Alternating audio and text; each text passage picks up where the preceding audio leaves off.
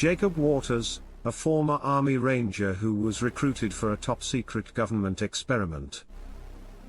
Jacob finds himself in an underground military base beneath Montauk, New York, known only as the facility. Scientists in lab coats surround him, explaining that he has been chosen for a time travel experiment. They claim it's for national security purposes, but Jacob has a sense there's more to it. The lead scientist, Dr. Rachel Kim, explains that Jacob will be sent back in time to relive and alter specific events. He'll be the first human test subject, she says, her eyes gleaming with a mix of excitement and trepidation. As they prepare him for the experiment, Jacob noticed strange markings on the walls and eerie whispers in the corridors. He begins to suspect that something sinister lurks beneath the surface. He agrees to participate, hoping to uncover the truth and serve his country. As he is led to the time travel chamber, he asks Dr. Kim, "What's the real purpose of this experiment? And what's the connection to the strange occurrences in Montauk?" Dr. Kim hesitates, glancing around nervously. "Let's just say we're exploring the boundaries of time and space. As for the other presence, we've encountered certain entities that have shed light on the universe's secrets." Jacob presses for more information. "Entities? You mean aliens?" Dr. Kim leans in, her voice barely above a whisper. "We've made contact with beings from another dimension. They've shared knowledge, but their motives are unclear. Your mission will involve interacting with them, gathering intel, and altering key events." Jacob is stunned. Alien involvement raises more questions than answers. As he enters the time travel chamber, he sees a strange device emitting a pulsating energy field. Dr. Kim explains, "This is the chronal accelerator. It will send you back to 1969, where you'll encounter the entities and alter the course of events." Suddenly, a figure emerges from the shadows, a tall, imposing man with piercing eyes. "Meet Agent Ross," Dr. Kim says. "He'll be monitoring your mission. Trust no one, Jacob. The consequences of failure are catastrophic." Jacob decides to confront Agent Ross, demanding more information about the mission and the aliens.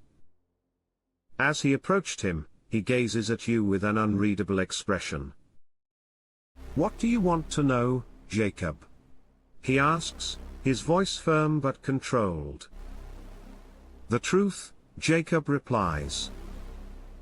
"What's the real purpose of this mission? What are these entities, and what do they want?" Agent Ross sighs, glancing around the room before focusing on Jacob. "The entities are beings from another dimension. They've been guiding us, sharing advanced technology. But their motives are unclear." "And what's the mission objective?" Jacob pressed. Ross hesitates before responding, "You'll be sent back to 1969 to prevent a catastrophic event. The entities have foreseen a disaster that will destroy human civilization. You must alter the course of events." Jacob senses there's more to the story. "What's the connection to Montauk? And what's the true purpose of this base?" Ross's expression turns cold. "That's classified, Jacob. You have your mission briefing. Focus on the task at hand." Suddenly, Dr. Kim interrupts, "Jacob, it's time. The chronal accelerator is ready." Jacob decided to attempt to gather more information, confronting Dr. Kim and Agent Ross. "I've heard stories about Al-Bielik, a man who claimed to have been part of secret experiments at Montauk. He spoke of time travel, mind control, and alien encounters. Are those stories true?" Dr. Kim and Agent Ross exchange a nervous glance. Dr. Kim clears her throat. Al-Bialik was a misinformed individual. His claims were greatly exaggerated. Agent Ross adds, but we did have a program called the Montauk Project. It was a research initiative exploring the boundaries of human consciousness and time-space manipulation. Jacob pressed for more information. And what about the alien encounters? Did you make contact with extraterrestrial beings? Dr. Kim hesitates before responding. We encountered entities that defied explanation. But we can't confirm their origin or intentions. Agent Ross interrupts. Enough, Jacob. You have your mission briefing. Focus on the task at hand. You sense there's more to the story, but the agent's reluctance to disclose further information is clear. Suddenly, a strange noise echoes through the facility, followed by an alarm blaring. Dr. Kim's eyes widen. It's a security breach. We must initiate the mission now. Jacob steps into the chronal accelerator, ready to embark on your mission. As he turns to face Dr. Kim and Agent Ross, he says, Preston Nichols was right. Junior is still here. Let's do this. Dr. Kim's expression changes, a mix of surprise and concern. How did you? Never mind. We'll discuss this later. Agent Ross's face remains stoic, but his eyes narrow slightly. The chronal accelerator hums to life, and a blinding light envelops Jacob. Jacob feels a strange sensation, as if his molecules are being rearranged. When the light fades, he finds himself standing in the middle of a bustling street. Cars from the 1960s drive by, and people in period clothing walk past him. A sign reads Welcome to Montauk, 1969. Jacob looks around, trying to get his bearings. He spots a figure in the distance, a young man with a familiar face. It's Junior, the person Preston Nichols wrote about. Jacob approached Junior, trying to make contact. But as he got closer, he realized that Junior is not a man, he's a large, ape-like creature, similar to Bigfoot. He stands at least 8 feet tall, covered in dark brown fur, with piercing eyes. Junior regards Jacob calmly, almost curiously. Jacob can sense a strange intelligence behind his eyes.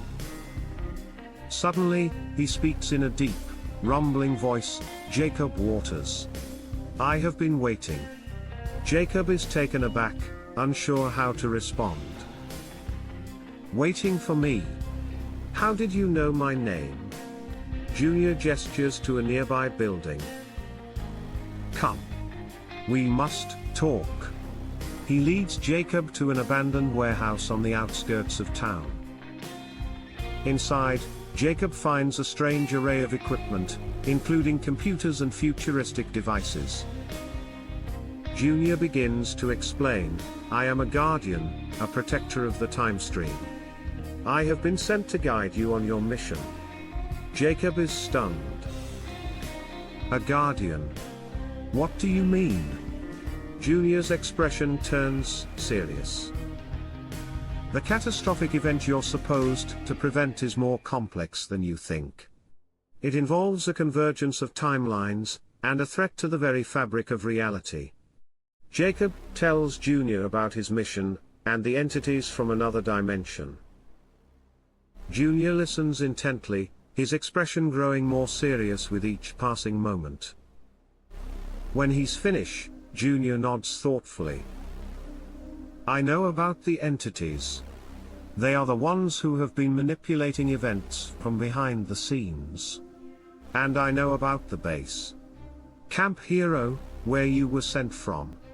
Junior's eyes cloud over, and he continues, I was once trapped there, subjected to experiments and testing. But I managed to escape, and I've been trying to prevent the catastrophic event ever since. Jacob, still stunned, How did you escape? And what do you know about the event? Junior's voice drops to a whisper. I was helped by a rogue agent, who revealed the truth about the base and the entities. As for the event, it's a convergence of timelines, caused by the entities meddling. If it happens, it will destroy not just this reality, but countless others. Suddenly, Junior's eyes lock onto something behind you. We have to leave, now. They've found us. Jacob turns to see a group of agents from the base, led by Agent Ross, storming into the warehouse.